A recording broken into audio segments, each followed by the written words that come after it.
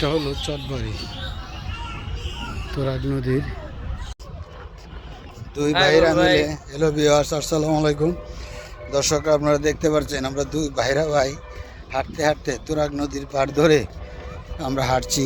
নতুন যে নদীর পার ঘেঁষে যে হাঁটার ওয়াকিং যে প্লেসটা যে করা হয়েছে, এটা সুন্দর একটা বলো একটা সুন্দর জায়গা। একটা মিরপুরের মধ্যে এত সুন্দর একটা ওয়াকিং প্লেস বলা হয়, ওয়াকিং প্লেস বলেন, জগিং প্লেস বলেন, দেখেন মনোরম একটা জায়গা, খুবই সুন্দর। কখনো চিন্তা করিনি যে তুরাগ নদীর কোল ঘেঁষে এত সুন্দর ওয়াকিং একটা প্লেস একটা আছে। এটা প্রায় 20 থেকে 25 কিলোমিটার পর্যন্ত পুরোটা একদম পুরো বানটা দেখেন, পুরো বানটার উপরে পুরো ওয়াকিং করছে।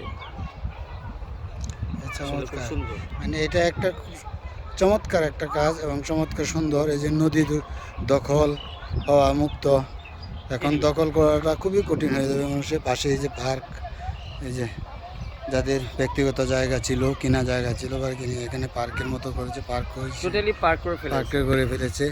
আর কিছু কিছু জায়গা অনেক দখলবাজরা দখলে নিয়ে গেছে, বিভিন্ন মানুষকে ঠকিয়ে।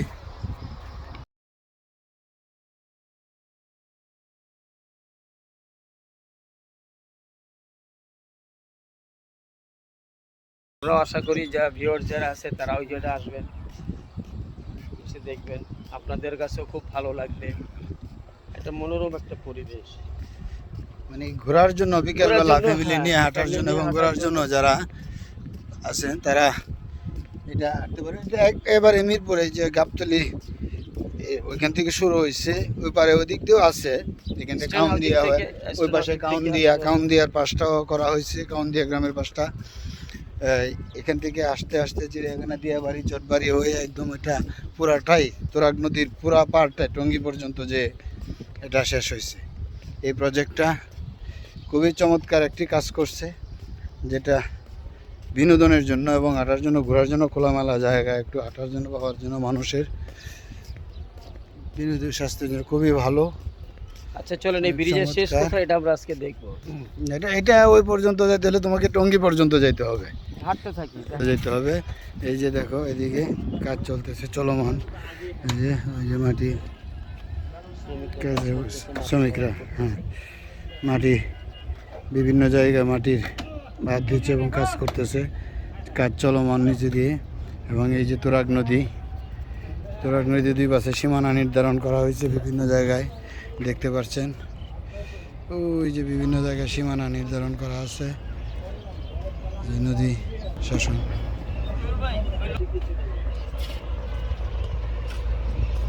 এই যে কার্গো যাচ্ছে, মালবাহী কার্গো, এটা প্রতিনিয়তই চলতে থাকে এবং বালি ভর্তি বিভিন্ন মালামাল, পাথর, বালি, সিমেন্ট, অনেক কিছু নিয়ে আসে, এগুলি বহন করে থাকে। তারপর আপনাদেরকে আরেকটা চমৎকার জিনিস দেখাবো, পরে দেখতে পাবেন।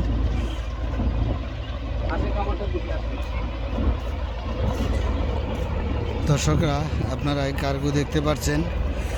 এই কার্গোর জন্য কাউন্দিয়া গ্রামে যারা বসবাস করেন, কাউন্দিয়া গ্রামটা কিন্তু এখন ধীরে ধীরে অনেক বিশাল একটি গ্রামে পরিণত হয়েছে। ওই যে সামনে আপনারা দেখতে পাচ্ছেন কাউন্দিয়া গ্রামটি, যেটা এই নদী পারাপার, এই গুদারা ছাড়া কোনো উপায় নাই।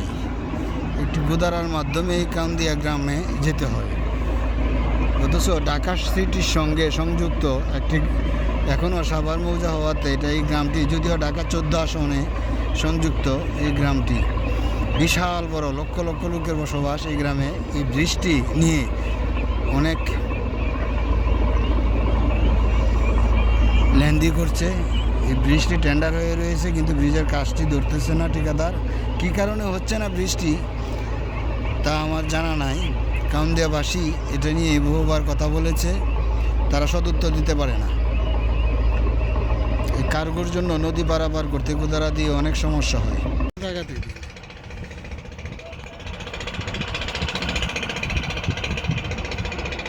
বন্ধুরা দেখতে পাচ্ছেন, ওই যে নদীরকে চলার জন্য বর্ষাকালে নৌকা নিয়ে ছুটছে, এই যে নৌকা ভরে ধান কেটে কৃষকরা নিয়ে আসছেন।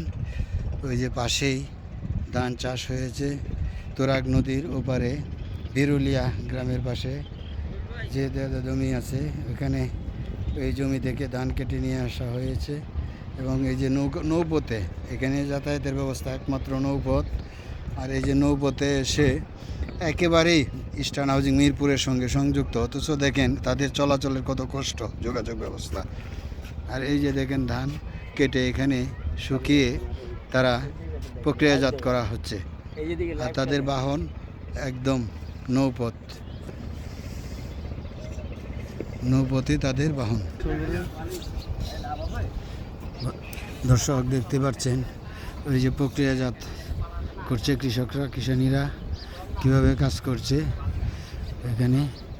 এটা প্রতি বছরই আমরা দেখতে পাই এখানে বিরুলিয়া গ্রামে যে চাষ করা হয়, বিরুলিয়া গ্রাম থেকে এইগুলি ধানের যে জমিগুলি আছে সেগুলি চাষ করে। এখন আর আপনারা আস্তে আস্তে এগুলি কিছুদিনের পর হয়তো আর দেখতেও পাবেন না, কারণ যে হারে ভূমিদস্যুরা ভরাট শুরু করে দিয়েছে কৃষির পরিমাণ খুবই কমে যাচ্ছে।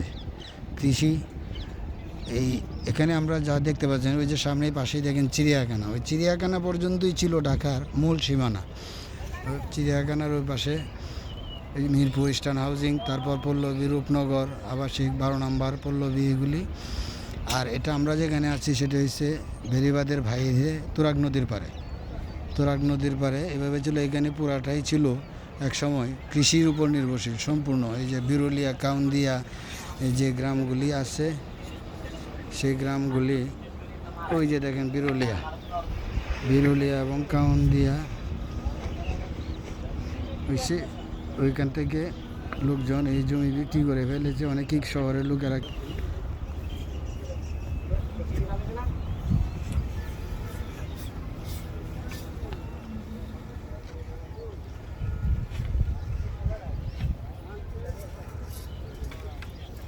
দেখতে পাচ্ছেন ওই যে নৌকা থেকে নামানো হচ্ছে ধান, সেখান থেকে নামিয়ে আবার নিয়ে যাওয়া হবে ওই যে পাশেই দেখতে পাচ্ছেন ওইখানে মাঠে নিয়ে সেটি প্রক্রিয়াজাতকরণ করা হবে।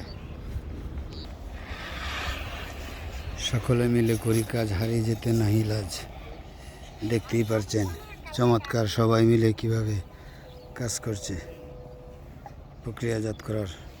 এক একজন এক এক ব্যবস্থা, কিষানীরা একটা, পুরুষরা একটা, মহিলারা একটা, বিভিন্নভাবে বিভিন্ন প্রক্রিয়া। আর এই যে দেখেন বনের, আমরা বলি বন বা খের, এটা দিয়ে ওই যে আমরা খেরের গ্রাম অঞ্চলে যারা থাকেন, যারা গ্রামে বসবাস করছেন, গ্রাম থেকে আসছেন, তারা নিশ্চয়ই এটা চিনবেন, বুঝবেন এবং বলবেন। মঠ তৈরি করা বা খেরের নদী দিয়ে এই যে উঁচু করে রাখা বছর, মানে একটা বছর যেইভাবে প্রক্রিয়াজাত করে রাখা হয় গরুর খাবার হিসাবে, জ্বালানি হিসাবে, সেটা প্রক্রিয়াজাত করা হয়।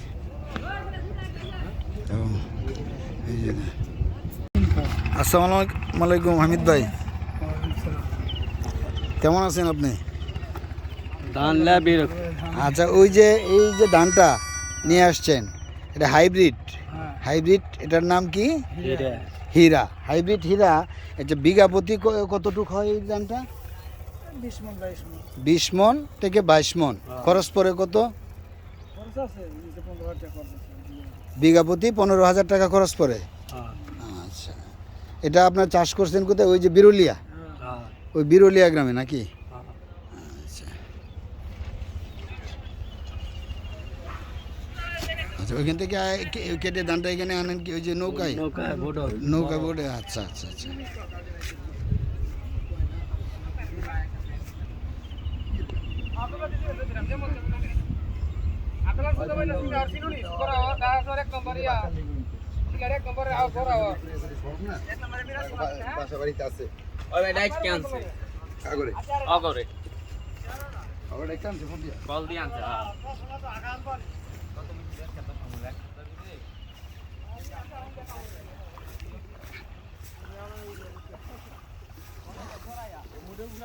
ভাই এটা কি ধান আপনারা যেটা আনছেন, এই ধানটার নাম কি? 29। আবার একটা দেখলাম না হাইব্রিড, হ্যাঁ বিয়ার 29। বিয়ার 28 আছে। আচ্ছা, এটি সবকটে কি আপনার এই যে বিরুলিয়া বিলের ওই যে ওইটা ওই জমি ওইখানকার? আচ্ছা, এটা বিঘা প্রতি কত হয় আপনার 29টা এটা এখানে? ঠিক আছে। বিঘা বলতে আমরা তো হিসাব হলো আপনার 10 শতাংশে 10 মণ হয়, 8 মণ হয়। 10 শতাংশে 10 মণ 8 মণ এরকম না? আচ্ছা দাদা, ধন্যবাদ ভাই।